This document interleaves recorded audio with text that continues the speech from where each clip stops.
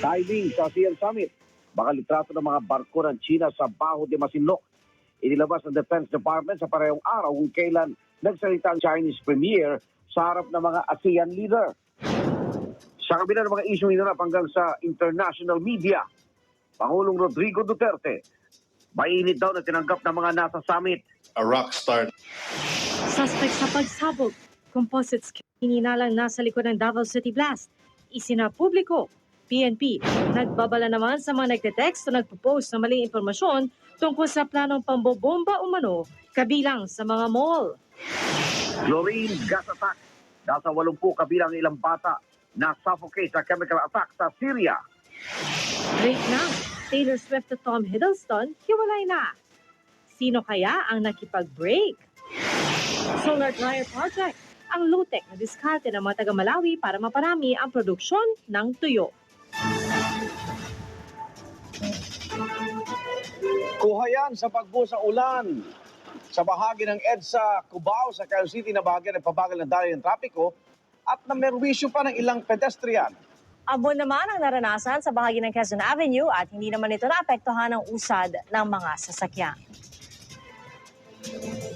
Yan naman po kuha sa mga world leader na dumalo sa gala dinner ng ASEAN Summit at si Pangulong Duterte, katabi ang presidente ng Indonesia. Malayo siya sa kinauupuan naman ni US President Barack Obama. Bago niyan, ibinida ng palasyo ang mala rockstar daw na pagtanggap kay Duterte habang nasa summit. Ang iba pang detalye, saksihan, maya-maya lang. Kasunod ang issue sa pagkansela ni US President Barack Obama sa pulong nila ni Pangulong Rodrigo Duterte, issue sa pagitan ng Pilipinas at China naman ang agaw atensyon sa ASEAN Summit. Usap-usapan kasi ang timing ng pag-release ng ating Defense Department sa mga litrato ng mga Chinese vessels sa Baho de Masinloc. Saksi si Van Mayrina. Sa parehong araw kung kailan nagsalita si Chinese Premier Li Keqiang sa harap ng mga lider ng Mamaya sa saksi, mga bata kabilang sa 80 apektado ng ininalang chemical attack sa Syria.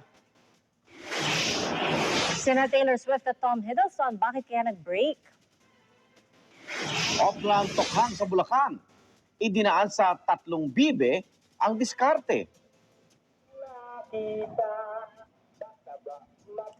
Sa pagbabalik na, Saksi! At susunod na ang mas praktikal na paraan ng paggawa ng isdang tuyo sa Malawi.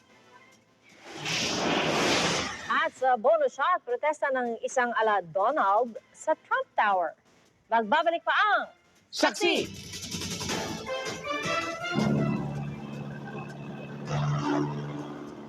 May 3 adik akong nakita, mataba, mapayat, gumagamit. Ngunit ang may dala ng saboy isa, siyang pusa na nagsabi ng higop na.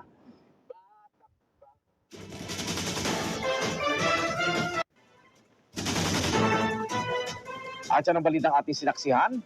Ako naman, Arnold Glavio. Ako po si PR Kanghel. Susunod ng tunay na buhay. Narito na ang ating bonus shot.